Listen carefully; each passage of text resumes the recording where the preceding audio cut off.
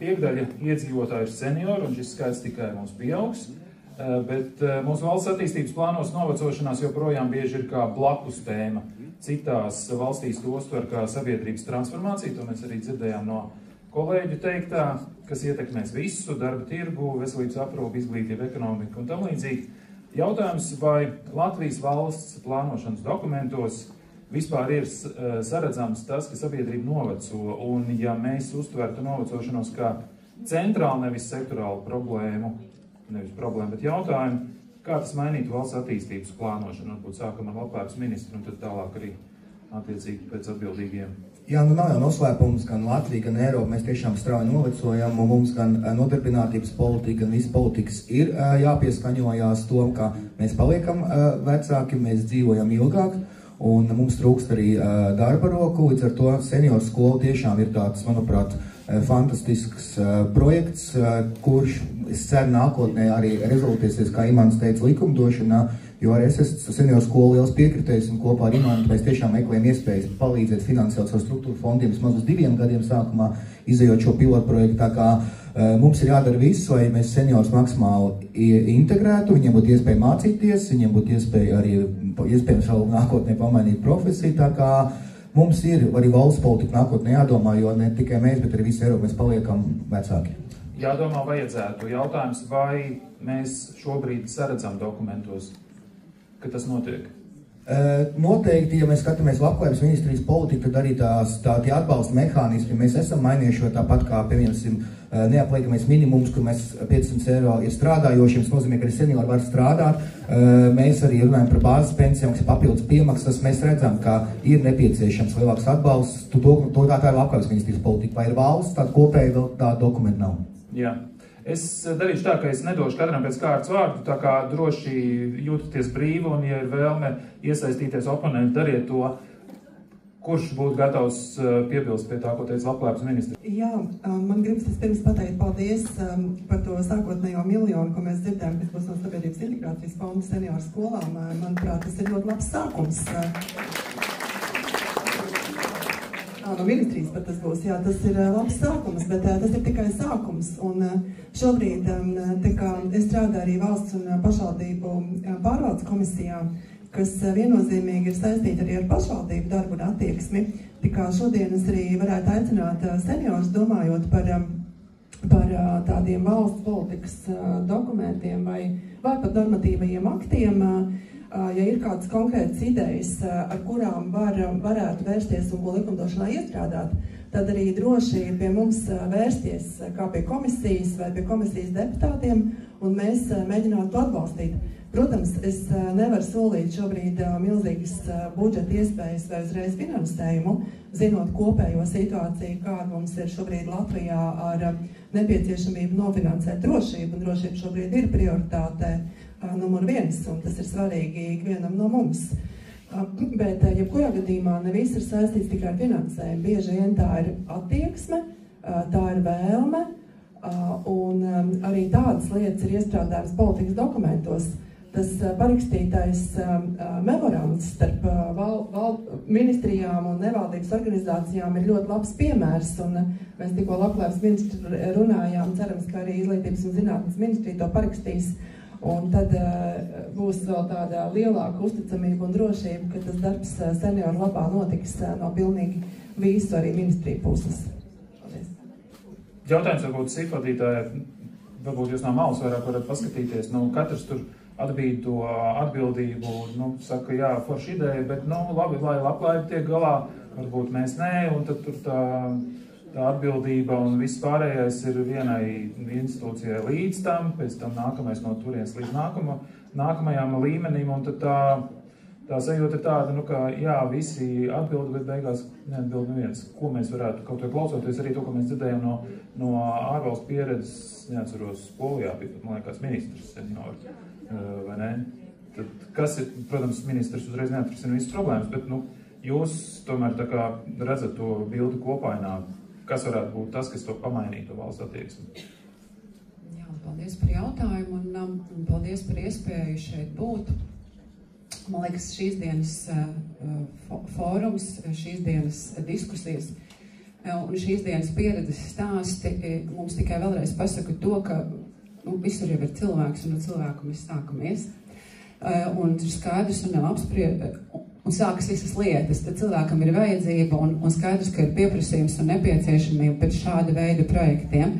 Es domāju, ka mēs tiešām varam būt ļoti pateicīgi par šo iespēju, ko Labklājības ministrija tiešām ir saredzējusi arī kā iespējama nofinansēt, ko Vidusdaugavas NVO centrs ir mums parādījis kā iespējamu arī realizēt, organizējot kaut vai šo fórumu un tas viss lielais darbs, ko organizācija ir izdarījusi, lai parādītu to, ka mēs varam turpināt, mūsos ir sākums.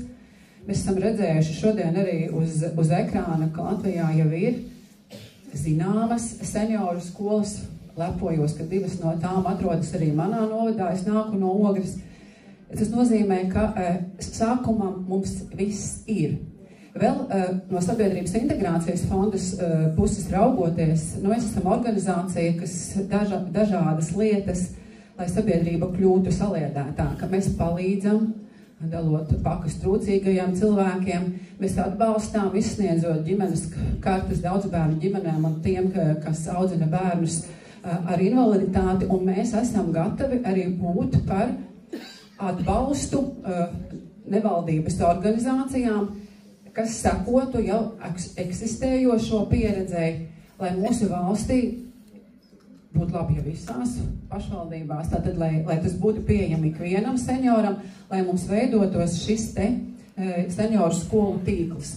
Tātad, ja jūs man jautāsiet, es šajā jomā esmu diezgan optimistisks. Naudas vienmēr varētu būt vairāk, bet neko mēs ar to naudu neiesāksim, jo nebūs cilvēki, kam būs nepieciešami projekti, un pēc galvenais nebūs cilvēki, kas šos projektus īstenos. Jūs paši esat tie, kas to darbu var darīt, mēs esam, lai palīdzētu, lai noadministrētu, lai tas viss būtu viegli un mūsdienīgi. Bet kā to sektorālo sadrumstalotību, lai varētu novērst? Jūs domājat, ar ministrijām vai būtu šīs diskusijas? Es domāju, ka šeit arī bija labi piemēri, ja, ka ir vajadzīgi tie, kas runā, un ir vajadzīgi tie, kas prot sarunāties, sadzirdēt, jārunājas saprotamā valodā. Arī tas bija brīnišķīgs piemērs no Polijas, ka mēs starp paudzēm nesaprotamies. Un es savā darbā un daudz gadus strādājot ar publiskiem līdzekļiem esmu novērojusi, ka nekas labāk nepalīdz kā fakti un pieredze. Ko tad mēs esam izdarījuši un kas mums ir izdevies? Un būt laimīgam un veselam, tas nav mazsvarīgi.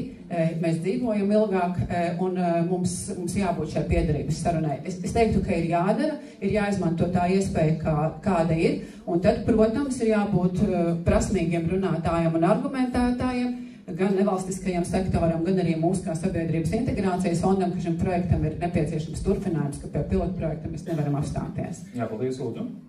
Jā, paldies. Labdien! Liels prieks būt šodien šeit un tiešām iedvesmoties no iepriekšējiem stāstiem, bet, ja runājam par sektorālo sadrumstalotību, tad es gribētu teikt no ekonomikas ministrijas puses, ka šobrīd jau ir izveidot 3 ministru padomu, cilvēku kapitāla attīstības padomu, un mēs tiešām šobrīd ļoti nopietni strādājam pie cilvēku kapitāla apzināšanas un attīstības. Mēs dzirdējām, ka gribās, lai būtu 4 ministriju, vai ne? Jā, iespējams, viss ir iespējams, bet konkrēti runājot par to, tātad, ko mēs jau darām, pirmkārt, mēs strādājam pie cilvēku kapitāla attīstības stratēģijas nākamajam periodam, un tiešām šeit paskatījāmies uz statistiku, kas, diemžēl, nav pārāk iepriecinoša, un viena no tādām, varbūt ļoti aktuālām lietām, te jau pieminēja arī šo novecošanās problēmu, bet mums ir arī ļoti liels cilvēku skaits ar, diemžēl, nepārāk veselīgi nodzīvotiem gadiem. Tā kā arī tad, kad viņi jau pensionējās, un tas ir arī viens no tādiem ļoti nopietniem jautājumiem. Bet tas, kas, manuprāt, ir runājot par tādu sektorālo sadarbību, mums tiešām šobrīd veidojas, manuprāt, diezgan veiksmīga sadarbība gan ar Labklājības ministriju, gan arī ar Izglītības un zinātnes ministriju, tādā kontekstā, ka mēs ieraugām visas vecuma grupas, kā cilvēku kapitālu, kas ir ļoti svarīgs Latvijai, un te runājot tieši par senioriem, gan tātad mūža izglītības kontekstā, iedodot jaunas prasmes un jaunas iespējas, gan arī paturot prātā to, ka mēs jau nekur nespruksim, mums vajadzēs arī to nodarbinātību, bet skaidrs, ka ir jādomā par to, lai tā nodarbinātība būtu pēc iespējas elastīgāka un varbūt nebūtu tik ļoti tāda nomācoša cilvēkiem, kuri ir pensionējušies un kuri varbūt arī nevienmēr grib turpināt strādāt tādu pilnu darba nedēļu. Tā kā šie noteikti ir jautājumi, pie kuriem mēs turpināsim strādāt cilvēku kapitāla attīstības stratēģijas kontekstā. Un kopējā sadarbība, es domāju, jau ir sākta un jāturpina tikai ar vien strādāt. Jā, paldies. Tā pavisam vienkārši tā, lai visiem saprotams, Agita Pleiko ir izdarījusi milzīgu darbu. Tad, principā, NVO sektors ir tukšā vietā radījis reālu materiālu, ar ko strādāt, un viņi tagad saka, mums projekts ir beidzies, valsts vai kādā veidā, citādā veidā nāciet palīgā un darbinam to visu kopā. Varbūt ir kaut kāda refleksija, kas ir tas nepieciešamais, lai mums tas viss motors rūktu, vai tas nav pa tukšo. Iveta Cīrula, projekta vecākā eksperta, šeit pārstāv projekta komandas viedokli. Mēs skaidri starptautiskajās vizītēs redzējām ļoti lielu nepieciešamību tomēr būt nevis starp sektoriem, bet vienas ministrijas, teiksim tā, paspārnē. Mēs būtu laimīgi, tagad es teikšu vienpersoniski, bet mani kolēģi pieļauj, ka piekritīs, mēs to redzam kā labklājības vairāk, labbūtības jautājumu, un mēs esam ļoti priecīgi par triecienu komandu ministra un arī departamenta vadītāju personā, kas līdz šim tiešām ir bijuši mūsu karstākie fani un atbalstītāji, tiešām liela aplausa. Bet runājot datos un faktos balstītu pieredzi starptautisko senioru lietas un jautājumus bieži vien krīt labklājības sektorā. Tā ir arī Portugāles pieredze, jo tā ir sociāla atbilde uz novecošanos. Un līdz ar to mēs rosinātu tomēr to valstisko vienu paspārnīti mums dot. Protams, mēs vēlamies sadarboties ar visām ministrijām, bet tad, kad ir viens, tad tomēr varbūt arī mazāk ir tā sadrumstalotība viedokļos. Un paldies, protams, līdz šim visām ministrijām par ieguldījumu un popularizēšanu. Paldies! Tā vēl kāds piedoms? Izglītības ministrijas un kvalitātes dienesta puses, tā kā esmu gan vienā pusē, gan otrā pusē, jo esmu senioru kopienu apvienības arī pārstāvis, tad pilnīgi piekrītot gan Bērziņas kundzes teiktiem, gan Cīrulas kundzes teiktiem. No izglītības puses veidojas tāds, ja mēs varam vizuālēt tādu zālienu, kuram apkārt iet asfaltēts celiņš, tas būtu tas valstiskais piegājiens, bet ir tā iestaigātā taciņa, kas tiem cilvēkiem ir vajadzīga, lai viņi ātrāk nokļūtu tur, kur tas ir vajadzīgs. Un tā ir šī senioru skoliņu attīstība un viss, kas ir attiecināms uz šo te. Tātad, esot gan vienā, gan otrā pusē, es saskatu to iespēju šādā veidā komunicēt, jo tas, ko, teiksim, izglītības joma ir uzzinājusi par šīm te senioru vēlmēm un iespējām palīdzēt no normatīvā regulējuma viedokļa, tas ir ievērojami šo te lietu izkustinājis un noteikti, ka tas progress būs redzams jau tuvākā gadu laikā. Patīkam dzirdēt. Ir kaut kādas lietas, ko šajā sadaļā mēs varētu teikt, ka tas ir 1, 2, 3 gadu darāmais darbs, varbūt kādam ir no visiem piebildes. Projekts no izglītības likuma grozījumiem attiecībā uz neformālo izglītību un tas, ko mēs dzirdējām no kolēģiem, kur ir akcents Lietuvā, kur ir Igaunijā, noteikti no tā ir izdarām ļoti pozitīvi secinājumi. Jā, lūdzu. Es ļoti īsi, es piekrītu to, ka ir arī jautājumi, kur mēs ministrijas savā starpā nemākam sarunāties, tāpēc, manuprāt, ir svarīgi būt vienās rokās. Daudz tādi jautājumi. Tieši tā. Nav tā jāskatās, tāpēc es domāju, ka tas ir svarīgi, ka tas ir vienās rokās, un jā, šī ir tiešām man tādu prioritātu. Līdz ar to Agitai paldies, viņi ir iesākusi, jo mēs pat Imantu runājot, mēs nezinājām, Agitai aplausījām. Un mēs ar Imantu godīgi, ka šis projekts, pilotprojekts no SIFA sākās, mēs maz nezinājām, ka viņš ir, mēs ielicām tikai tad, kad viņš sākās, un tad mēs sapratām, ka tā ir iespēja arī, parasti tā projekts sākās, beidzās, un tālāk virzība nav, tāpēc mēs jau arī nākam gan ar fondu pārdalu, bet es domāju, 2 gadu laikā daudz kas izkristalizēsies, lai mēs saprast, kā mēs valsts politikā virzamies uz priekšējā jautājumā. Ideālā variantā, tad tas ir budžeta līdzekļi, bet skatāmies. Bet ir kaut kāds turpinājums projektam finanšu izskatā, jo es pirms tam dzirdēju, bija Norvēģu finanšu instruments, kā beigās vedās. Šeit tiešām Imantam paldies, jo viņš arī jūt, ka viņam pensija tuvojās, tāpēc viņš arī ieciklēja šajā visā. Bet, jā, Imants uz savu gribu iesniedza Norvēģu fondu pieteikumu, mums noraidīja, mums nepiešķīra. Šī ir iekšējā ministrijas pārdale. Mēs to citu struktūru fondu, kas nepildās, pārdalījām tieši uz 2 gadiem šeit. Nākotnes iezīmējums nav, es ceru, ka mēs atkal pēc 2 gadiem runāsim ar valsts līmenī. Jā, lūdzu. Bet es tomēr vēlreiz gribu runāt par sadarbību. Pirmais jautājums bija par starpsektorālo sadarbību ministriju līmenī, bet, ja mēs runājam par šāda veida projektiem, tie nenotiek ministrijās un nenotiek tāpēc, ka ir viena budžeta līnija.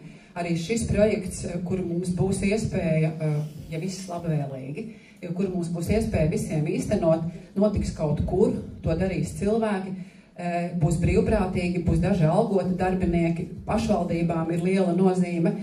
Katrā ziņā ir mūsu rokās šīs te iespējas, un kas vēl nav mazsvarīgi, ir svarīgi arī runāt par rezultātiem.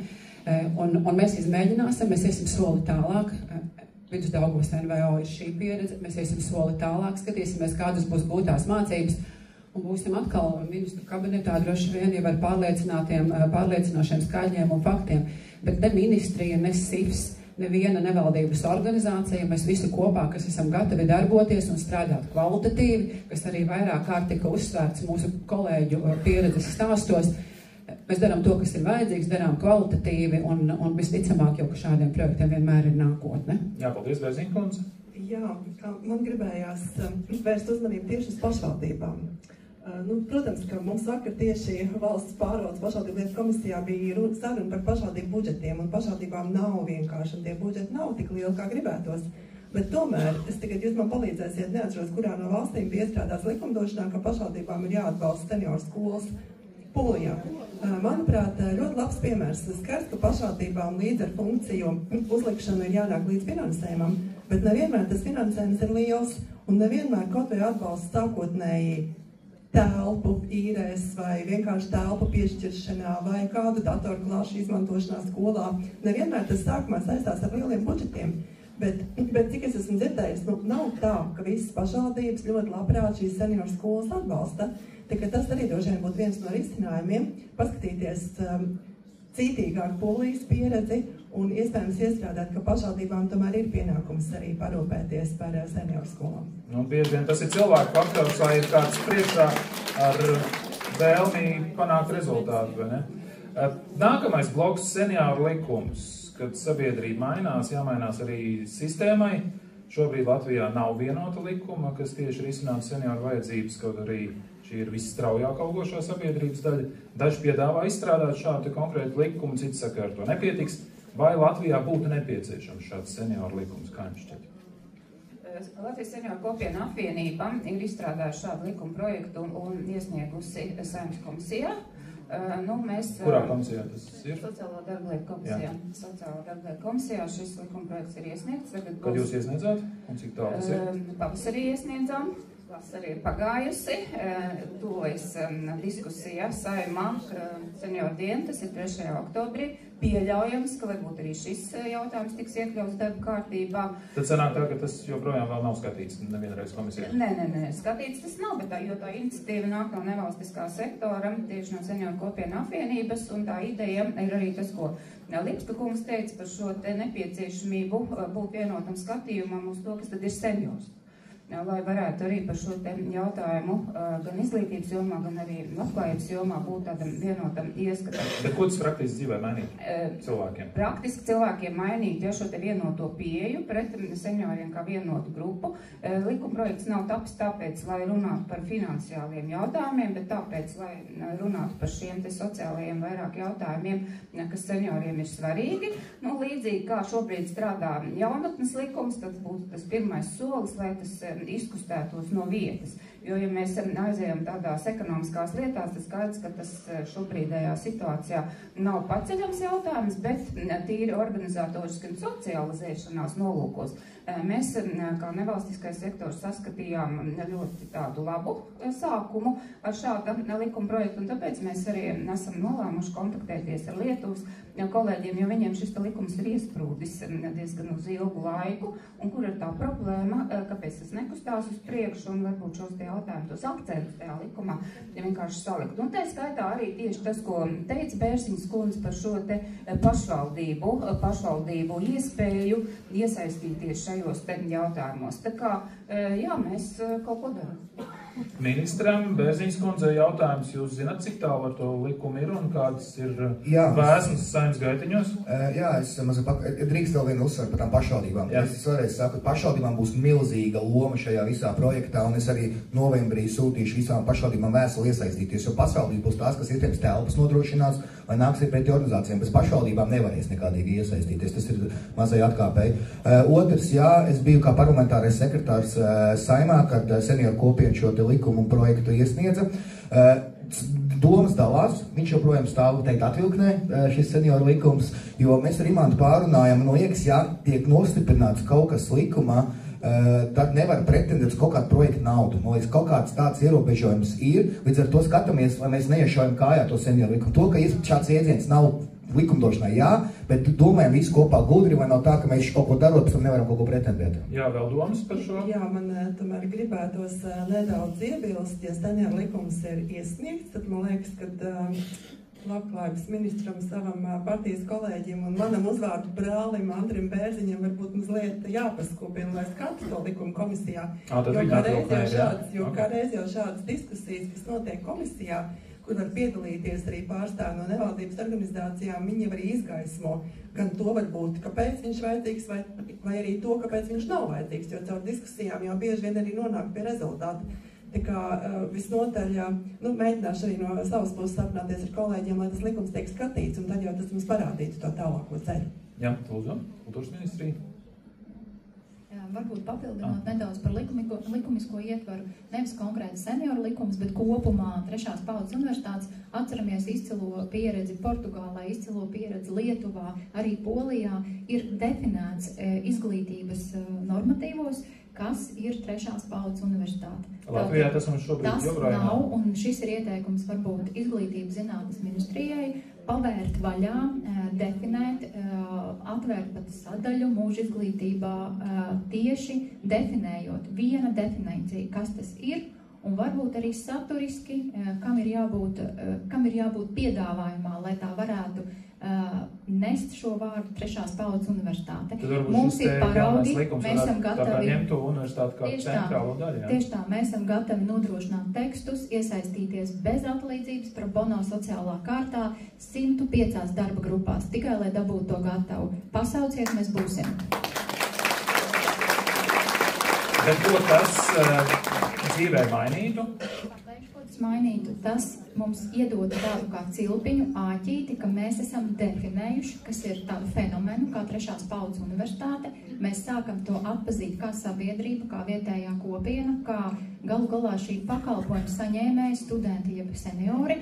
Un arī pēc tam vēlāk varam veidot atbalsta programmas, jo mums ir šī te aizķerīta kaut kur jau definēta, jo, lai nelaustu šķēpus latviski, arī varbūt beidzot izlemta, varbūt kā Portugālē, mēs to saucam par senioru universitātēm, jo Portugāla izgāja šo te ceļu un palika pie vārdu salikuma senioru universitāte. Pārējie turās pie jēdziena trešās paudzes universitātes, jo tas ir daudz filozofiskāks, tas satur ne tikai dzīves trešo posmu, bet arī dažādu paudžu esamību. Ja? Tā kā. Jautājums izglītības ministrijai, jūs to varat apsolīt? Nav runa par solīšanu, ir runa atkal par to vīziju, ko es jums teicu par to asfaltēto celiņu. Jo tas asfaltētais celiņš balstās uz jēdzienu mūža izglītību un neformālā izglītība. Tātad tas, kas ir nepieciešams trešās paudzes universitāšu kontekstā, ir salāgot šos jēdzienus tā, lai viņi sekmētu šo procesu kā tādu, tātad, lai tā taciņa nostrādātu pa īso ceļu, nevis tiktu lausti šķērpi, kā jūs teicāt, ar valodniecību, jo izmainīt šīs definīcijas likumos ir daudz grūtāk nekā papildināt šo regulējumu attiecībā uz palīdzību, attiecībā uz procesiem un arī uz kvalitāti. Un arī tas, kas ir šobrīd spēkā esošs par dažādu atļauju saņemšanu, neformālo programmu īstenošanai, vai tas attiecas uz senioriem, vai tas attiecas uz jauniešiem. Tātad šīs lietas ir salāgojamas, un tur ir tā birokrātija, varbūt tās, kas it kā traucē šo procesu, bet viņa ir, tā kā teicu, kad ir tapuši grozījumi, kuriem tā birokrātija nav tik būtiska, iespējams, ka nākošais gadu jau būs tas rezultāts. Skatos, Agita, visu rūpīgi pierakstu, kā gaidiet, ja? Vēl bija piebildes, saprotu. Nav pie šī jautājuma vairāk. Tad ministrijas sadarbība, mēs jau tā kā to ieskicējām, bet šobrīd tā situācija ir tāda, ka Labklājības ministrija runā par aktīvu novecošanos, ekonomikas ministrija par sudraba ekonomiku, izglītības ministrija par digitalizāciju, bet reti, kur ir tagad tā kopaina, redzam, saprotu, ka SIPS varbūt tad varētu būt kaut kā plus mīnus ar Labklājības ministriju, kas to dara. Kā panākt, lai senioru tēma nav neviena atbildība, bet visu kopīgs mērķis? Ja man jāatbild uz šo jautājumu, es gribētu teikt, ka 21. gadsimta Latvijā droši vien nav nekas tāds, kas ir vertikāli tikai vienas nozares atbildībā. Viss ir sadarbībā. Šodien mēs visu dienu runājam arī par sadarbību. Es domāju, ka mums ir jādara, un tad, kad mēs kaut ko nevaram izdarīt, tad tie šķēršļi ir jānovērš. Sistēmai, protams, ir liela nozīme, un to rāda pieredze. Mēs runājam par publiskiem līdzekļiem, kur tad vēl, ja tas trakums ir tieši struktūra fondu līdzekļi, tur nepieciešama īpaša rūpība. Un tad, kad mēs operējam ar struktūra fondu līdzekļiem, tad ļoti svarīgi ir saprast neformālā izglītība, formālā izglītība, kādas kvalitātes prasības nedod Dievs, vēl kādas sūdzības. Protams, normatīvajam ietveram ir nozīme, bet es nedomāju, ka tā ir prioritāte. Svarīgākais ir, lai mums būtu vēlme darīt un darot mācīties, un tad, ja mums ir šķēršļi uz mūsu ceļa, tad gan ir nepieciešams šis arī starp institūciju, arī ministriju augstāko līmeņu sadarbības tīkls, lai mēs ātri par problēmām varam runāt. SIPS tādā ziņā ir pateicīga institūcija, jo ik mēnesi pie mums nāk 5-6 ministri, kas veido SIF padome, un tad mēs ātri varam arī risināt problēmas. Tā kā izmēģināsim šo pieredzi no Vidusdaugavas NVO centra pilotprojektā SIFā, paskatīsimies, kā ies un kas tad varbūt tās vēl ir nepieciešams. Bet, protams, ka sistēmiskām lietām ir jābūt atrisinātām, un tas palīdz vienkāršāk virzīties uz mērķi. Paldies! Jautājums visu ministriju pārstāvjiem. Vai jums ir skaidrs, kāda ir jūsu loma senioru izglītības veicināšanā? Vai jūs varat nodefinēt? Jā, attiecībā uz digitalizāciju un valsts pakalpojumu pieejamību, tad valsts stratēģijā, digitalizācijas stratēģijā pat, ja varbūt seniori, kā atsevišķa grupa nav izdalīta, tomēr mēs redzam tā saucamo digitāli mazāk aktīvo cilvēku grupu. Viņa objektīvi pastāv un viņai ir jānodrošina gan šī pakalpojuma pieejamība klātienes režīmā, gan, protams, arī apmācības. Un tas, ko mēs no vietējās administrācijas ministrijas puses cenšamies un šobrīd īstenojam projektu, kurā izvirzītais mērķis ir apmācīt ap 40,000 digitāli mazāk aktīvos Latvijas iedzīvotājus. Un šo projektu mēs īstenojam sadarbībā ar Latvijas pašvaldībām, un viņam liels paldies. Vai jums tur ir noteikts vecumcenis kāds? Sākot no 16 gadiem. Tātad jebkurš? Tātad jebkurš, jā. Jā. Un tā skaitā paldies arī Kuldīgas digitālajiem centram, kurš arī ir viens no sadarbības partneriem un īsteno šo programmu.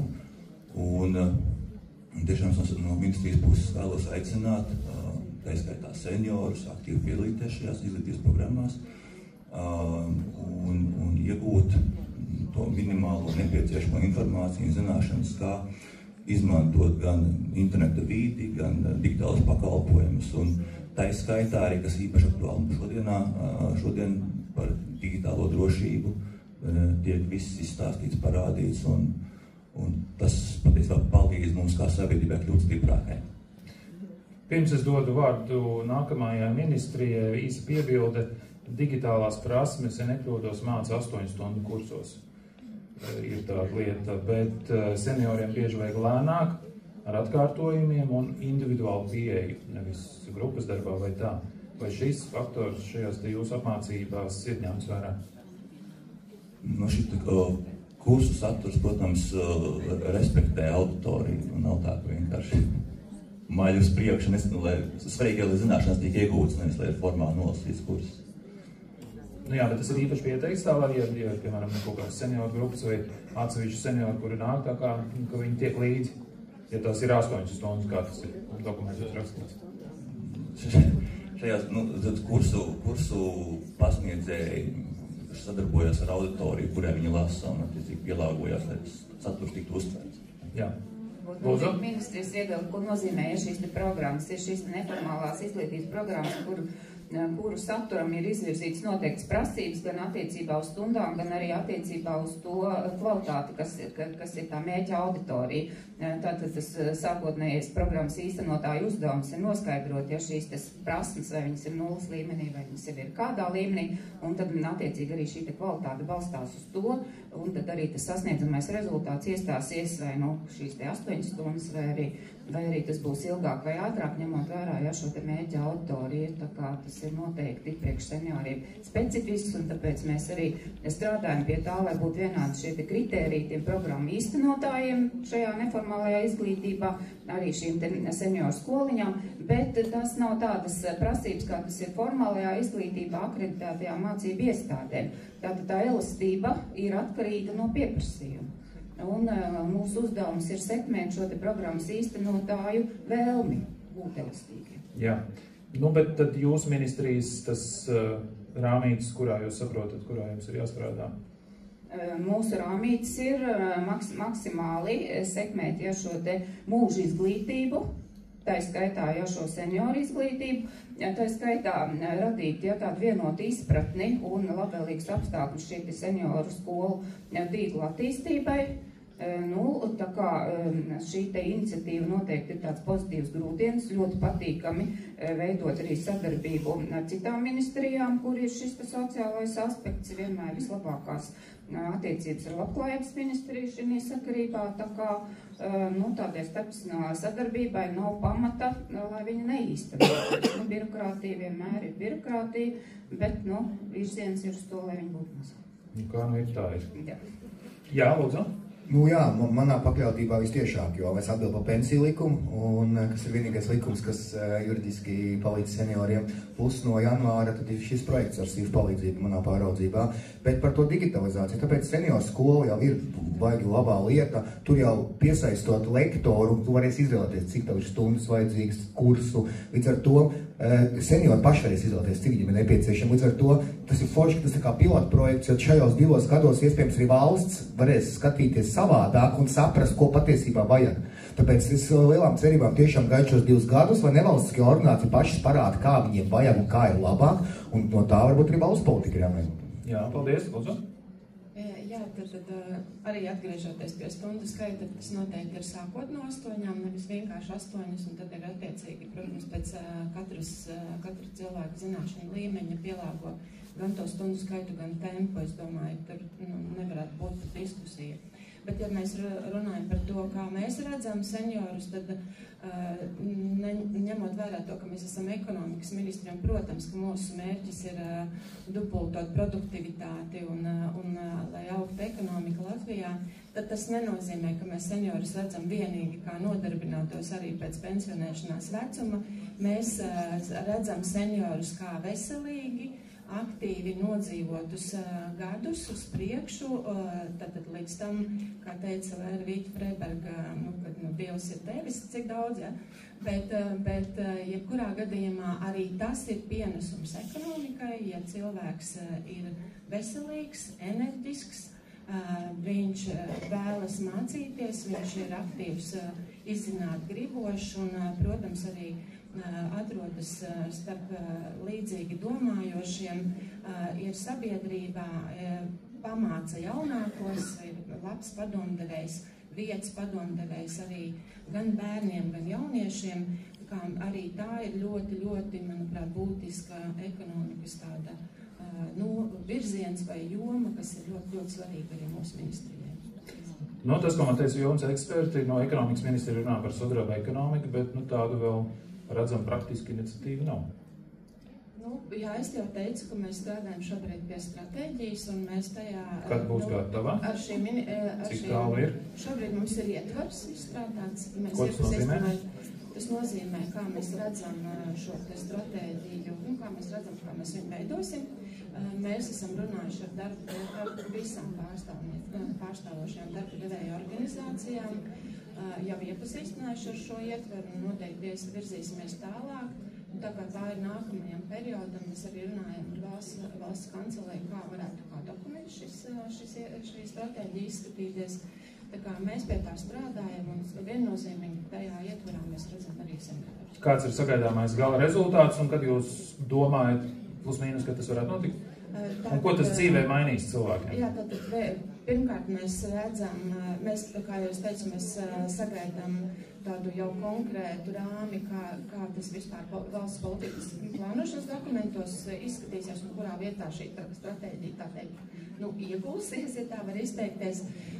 Tātad mēs esam norādījuši gan uz demogrāfijas politikas jautājumiem, gan uz veselības, gan kvantitatīvi, gan kvalitatīvi jautājumiem, gan uz izglītības jomas jautājumiem, kas ietver arī tajā skaitā seniorus par sudraba, es teiktu, transformāciju, kas vairāk ir tātad senioriem pielāgoties darba tirgumu un būt aktīviem, vai sudraba ekonomika, kas ir aktīvi nodzīvotie gadi, arī šajā stratēģijā mēs paredzam savu vietu.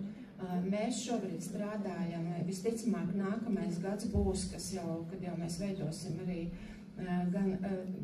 principā mēs esam indikātors arī jau apzinājuši, bet arī strādāsim pie jau kaut kādas saturiskās jomas, bet viss ir atkarīgs no politikas, no plānošanas virzības tālāk. Skaidrs, bet mazkas skaidrs, kas ir tās konkrētās lietas? Piedodiet, bet kas ir tās konkrētās lietas, kas cilvēkiem šeit zālē būs pieejamas un ko viņi varēs īstenot savā dzīvē, tad, kad šī stratēģija darbosies? Tādas lietas, es teiktu, ka to visticamāk šīs lietas nodefinēs tās nozaru vai resoru politikas, kas ir, kā es jau minēju, veselība, izglītība. Bet, principā, mēs apzināsim visu, principā, cilvēku kapitālu, kas ir Latvijā, tad kādas mums ir rezerves, resursi, ar ko mēs varam strādāt, un kas ir tie ceļi, kādā veidā mēs sabiedrību padaram aktīvu, kādā veidā mēs veidojam un attīstam mūsu ekonomiku, gan izglītības, gan dažādi, teiksim, ko jau es minēju, veselīgi nodzīvotie gadi, darbspējīgais vecums, jauniešu izglītības līmenis, izglītība.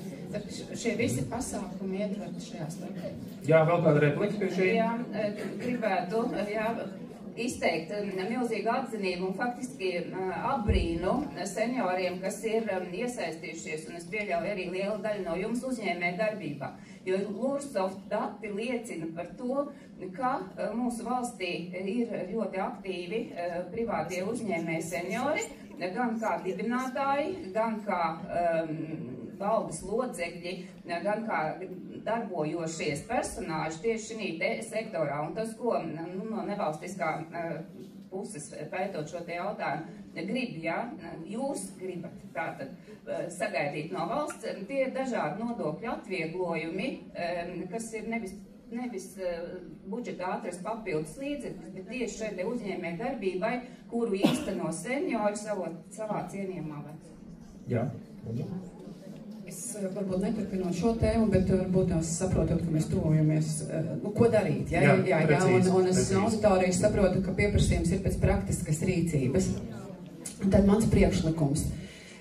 Visi aizbrauc mājās, pirmais, ko izdara, piesakojās SIFA sociālajiem kontiem. Punkts 2 pieskatās, kāda ir pieredze, jo tie projekti būs jāraksta. Neviena vietā tos projektus neuzrakstīs, mēs neuzrakstīsim, mēs vērtēsim. Mēs esam jau no šī gada pavasara iecerējuši, esam uzdevumu izpildījuši, kaut arī solījām. Mums būs atsevišķi tādu paraugu demonstrējumi, kā seniors var iesniegt projektu Sabiedrības integrācijas fonda informācijas sistēmā. Informācijas sistēma mums ir ļoti laba un draudzīga, 1700 cilvēku lieto. Tātad piesakojamies kontam, paskatāmies, kā strādā Sabiedrības integrācijas fonds. Paralēli Labklājības ministrijai sekmīgi izdodas panākt ministru kabinets pieņem visus vajadzīgos nosacījumus, un ar 2. janvāri manas kolēģis Aldas departamentā ir izveidota ļoti neliela kompakta projekta komanda, kas sāk projektu.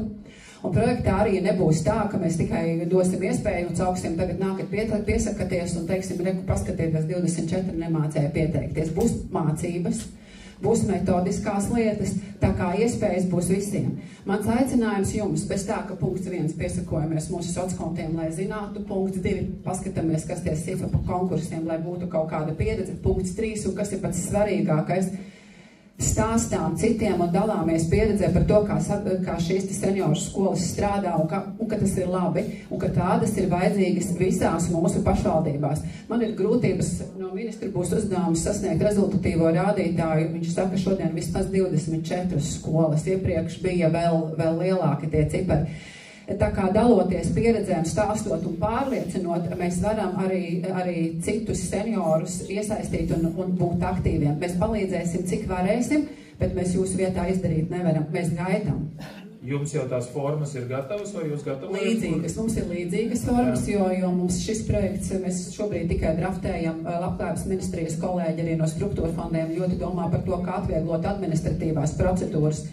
Ja, tā kā par to tiešām pie tā tiek strādāts, un tas, mēs ļoti ceram, ka tas viss izdosies. Bet jūs tikmēr gatavojaties, jā, kā teikt, uz to izgājienu, lai tajā konkursā būtu dalībnieki. Ja? Pasakiet, kas konkrēti cilvēkiem būtu jāsagatavo tagad jau, aizbraucot mājās bez tā Instagram konta. Bez tā Facebook un apskatāmies, kādi vēl ir projektu piemēri un sekojam, trenējamies, mācāmies digitālās lietas, ja, bez tām obligātajām 8+ stundām.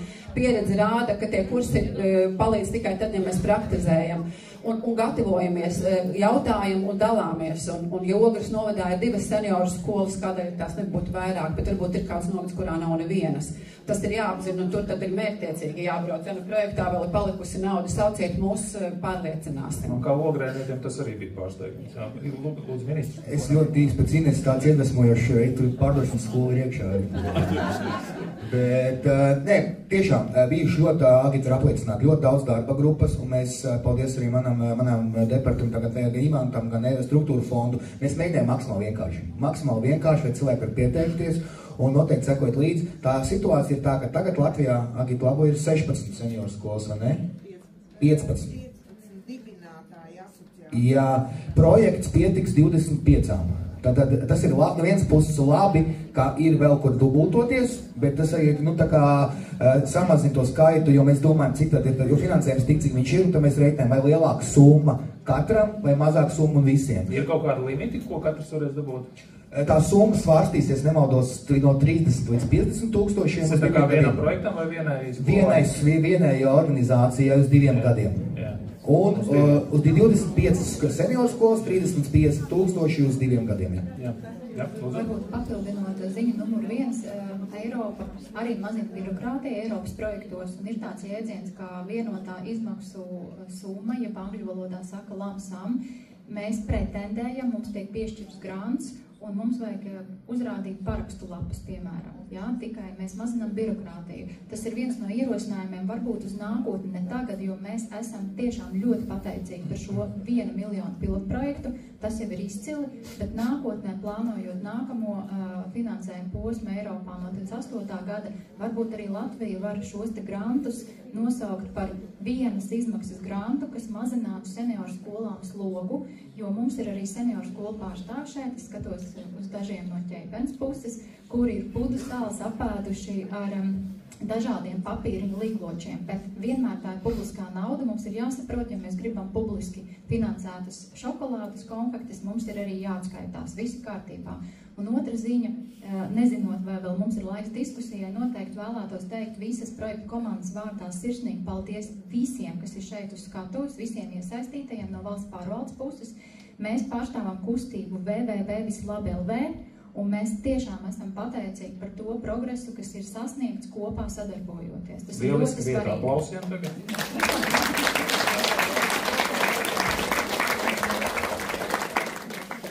Runājot par šo te trešās, varbūt bija kāda piebildām? Nebija, jā. Es nezināju, man Ines Pačukstē, ka mūsu struktūra fonda departaments pie tā strādā, pie šī Unikosta attiecīgi mēs izvērtēsim iespēju, vai to var nevar, tā kā tas ir jau Augstskolas un NVO. Dzirdējām arī pieredzes tās no ārvalstīm. Trešās paudzes universitāšu tīklu nevar uzbūvēt tikai no augšas, vajadzīgi cilvēku uz vietas, kur tas notiek.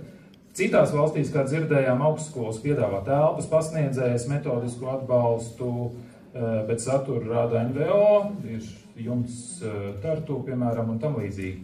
Vai Latvijā kaut ko šādu varētu ieviest, vai runās ar Latvijas universitāti, RTU? Skatos, Daugavpils arī šeit ir klāt citas reģionālās augstskolas, vai tas ir virziens, kurā jūs varētu strādāt? Varbūt es sākšu, jā, protams, tas ir virziens, to sauc senioru trešās paudzes universitāšu kustībā par Francijas modeli, franču modeli, tātad pie augstskolām dibinātas senioru skolas. Šis virziens ir, mums ir iestrādnes gan ar Latvijas universitāti, gan ar Rīgas tehnisko universitāti. Mēs neesam vēl apbraukājuši, sludinot šo te kustību visas reģionālās augstskolas, protams, viņi nav daudz. Tas ir virziens, un šeit ir svarīgi minēt, tad, kad augstskolas saskatīs vērtību, tā ir arī augstskolas sociālā atbildība un atpazīstamība. Tajā brīdī arī tā bumba straujāk velsies uz priekšu. Arī pašām augstskolām ir jābūt pārliecinātām, ka viņi to vēlas darīt. Ja? Tartu ir ļoti izcils piemērs.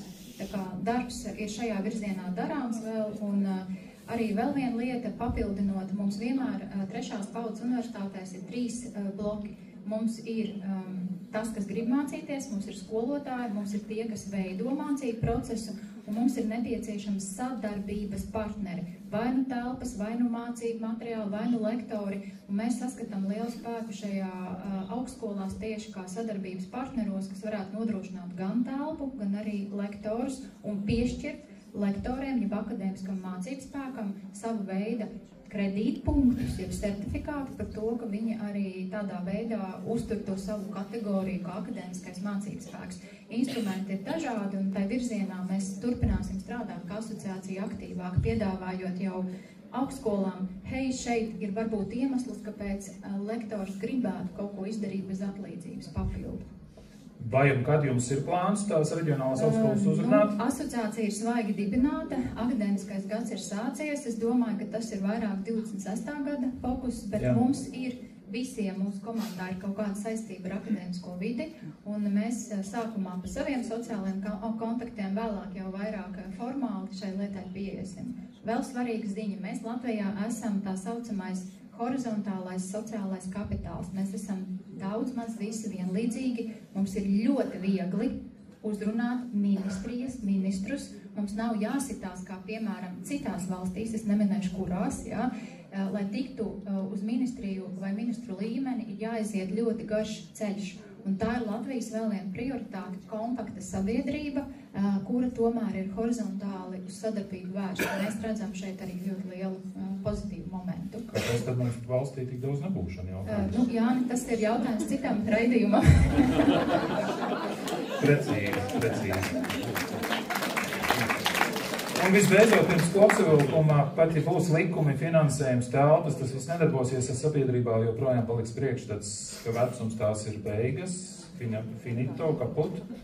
Kā to iemācīt sabiedrībai, kā iedrošināt pašus seniorus, ka jūs varat, jums vajag, reku ir, nāciet, dariet un pastāvēt blakus un paturēt rociņu, ja vajag kaut ko palīdzēt.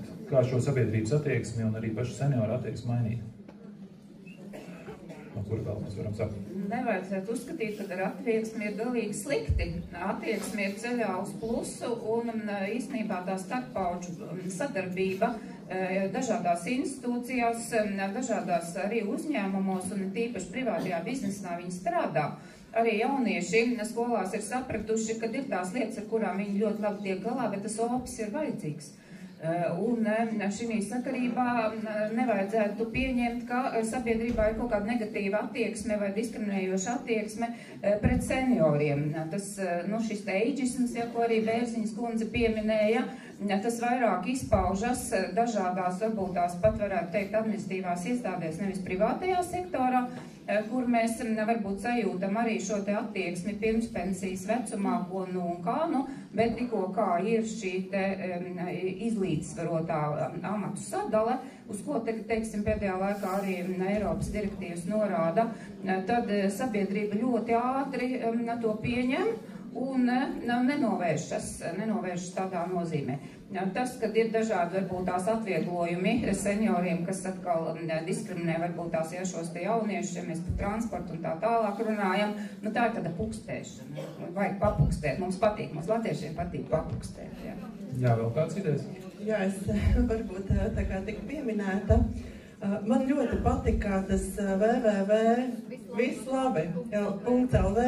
Man liekas, ka tāda arī lapa, kur var... Mēs viņu reģistrēsim drīz. Drīz, tad es domāju, tur vajag visiem piesakoties. Un tas pozitīvās ziņas mums šajā laikā ir ļoti vajadzīgs. Tas, man liekas, ir apsveicami. Bet runājot par eidžismu, mūsu sabiedrībā manā ieskatā tomēr nav tik labi. Man nav atsaukties uz pētījumiem, un es arī nezinu, vai tas pētījums daudz ko dot, bet es esmu pati daudz runājusi ar daļu no jums personīgi, kuri man ir vērsuši uzmanību uz eidžismu mūsu sabiedrībā. Un tieši sarunās ar, tepat no Kuldīgas senioru skolas un citiem senioriem, esmu tomēr sajutusi to, ka cilvēki jūtas diskriminēti. Un nevar piekrist gluži, ka tas nav sajūtams privātajā sektorā. Ja cilvēki mēģinās atrast darbu pēc 50 gadiem, tad jautājums, kā tas būs un kura labā būs izvēle. Un vai mūsu sabiedrības attieksme tomēr šajā jomā, manuprāt, būtu maināma. Un te ir ļoti, ļoti daudz ko darīt manā ieskatā visiem iesaistītajiem. Jo viens ir, ja mēs senioru novērtējam kā omi vai opi, tas ir lieliski, bet tā ir viena lieta. Otra lieta ir, ja mēs skatāmies uz aktīvu senioru, kurš vēlas iesaistīties sabiedriskajā dzīvē, bet ne tikai, kurš arī vēlas strādāt un dot savu pienesumu. Pie tam, paskatoties uz Latvijas demogrāfisko situāciju, mēs taču redzam, nākotnē vienkārši bez senioriem kā darba spēka neiztiks. Mums tas dzimstības līmenis ir tik zems, un darba tirgu ienāk tik salīdzinoši maz cilvēki, ka mums tas vienkārši būs nepieciešams. Lielajās pilsētās un Rīgā un Pierīgā tas jau jūtams ir šobrīd, varbūt mazāk reģionos. Tā nepieciešamība pēc darba rokām. Bet manā ieskatā šeit ir bezgalīgi daudz ko darīt visām ministrijām, tā skaitā Sabiedrības integrācijas fondam, kur jau nosaukums nosaka uzdevumu sabiedrības integrācijā ne tikai pēc nacionālā, bet arī pēc vecuma un citiem līmeņiem. Tā kā man nav vienas atbildes, bet es domāju, šis ir jautājums, par ko ir jārunā skaļi un par ko ir kopīgi jādomā, kā to risināt. Jā, lūdzu. Jā, viņa tāda ļoti negatīva nota uzsita, bet viss labi. Nē, es esmu tā ļoti īsi. Viens tas, protams, ka tām organizācijām, kas šajā projektā iegūs finansējumu, būs viņi, tā teikt, viens no pienākumiem. Viņiem būs jāinformē par to visu.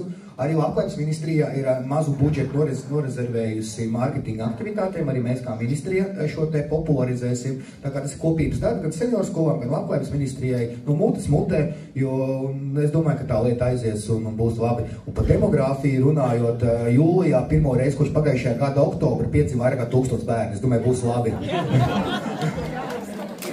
Nu, līdz tam vairāk mēneši nebija, vai ne? Tā kā... Vai pusgads nebija? Precīzi, jā.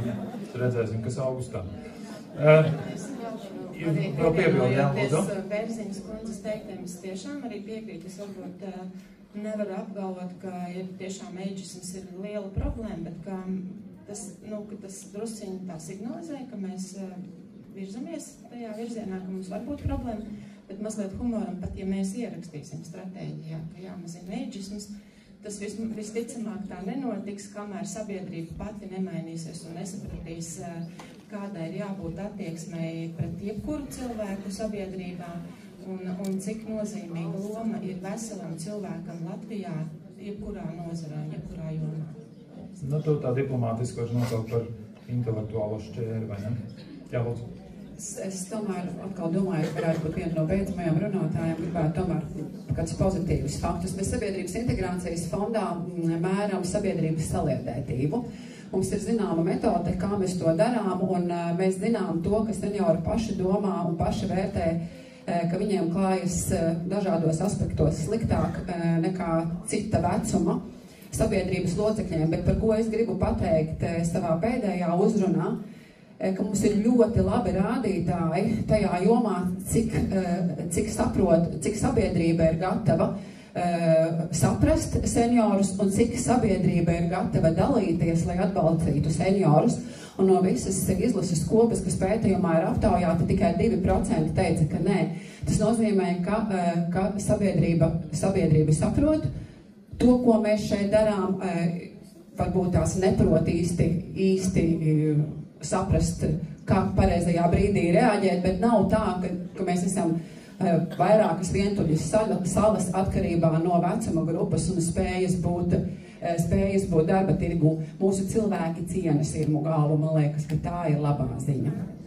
Paldies Sifam par pēdējo vārdu. Pārējiem jautājums, lai izveidot kopsavilkumu, kas ir tas, ko jūs konkrēti savā darbā solat darīt 1-2 gadu ietvarā, lai ideja, ka trešās paaudzes universitātes ir tīkls, kas darbojas, kļūst par absolūtu realitāti, līdzīgi kā tas ir citās valstīs. Varbūt sākam no ekonomikas ministrijas un tad līdz pat izglītībai. Mēs nevaram ietekmēt tieši tādā izglītības jomā, bet noteikti sadarbojoties kopā 3 ministrijām un iespējams vēl kādai ministrijai, mēs būsim arī vieni no tiem, kas atbalsta šo iniciatīvu un virzīties tālāk. Kāda konkrēta lieta? Tieši, piemēram, mēs varētu cilvēku kapitāla attīstības padomē skatīt jautājumu attiecībā uz šīs trešās paaudzes universitātes aktivizēšanu. Labi. Mums kā projekta komandai un tagad jau asociācijai, mums ir konkrēti rīcības soļi. Viens no tiem ir audzēt Latvijā trešās paaudzes universitāšu, jeb senioru skolu koordinatorus. Tas nozīmē, mēs veidojam trako kopienu vēl lielāku, tagad ir 15, bet mēs noteikti audzēsim, lai to vienu cilvēku iztrenētu, apmācītu, aizvest uz Portugāli, aizvest uz Lietuvu, pa saviem līdzekļiem, neprasot neko lieku, un parādīt, iedvesmot, kā tas ir būt par koordinatoru, jo, ja ir stiprs koordinators, veidosies jauna senioru skola. Ja kāds šeit zālē no esošajiem grib to darīt, tas ir jādara viņiem? Tad viņiem ir jākontaktējās, ja grib patrenēties, jākontaktējās ar mums, ar projektu komandu. Un ar ko jārēķinās? Un jārēķinās, ka tas būs vismaz 5 līdz 10 stundas mēnesī sociāls ieguldījums, lai apmācītos, iedvesmotos, un pats svarīgākais nenākt ar jautājumu, kas man par to būs, bet nākt ar nostāju, es esmu gatavs dot, lai pēc tam man kaut kas būtu. Un tās apmācības notiek attālināt uz vietas kaut kādā pašlaik mums šādas reālas apmācības vēl nav sākušās, bet mums ir svarīgi ikvienu kaut vai vienu, kas ir gatavs savā pašvaldībā, savā vietējā kopienā organizēties, lai kontaktē mūsu projekta ekspertus. Mēs privāti iztrenēsim, iedvesmosim, parādīsim ar karotīti mutē, un mēs to cilvēku pataisīsim par spējīgu veidot savā kopienā kaut vai ar 5 studentiem senioru skolā. Tas ir numur 1. Numur 2, mūsu ambīcija ir Latvijas senioru skolām piedāvāt līdzdarboties starptautiskos projektos. Mums ir komanda, kas arī ir spējīga rakstīt projektus.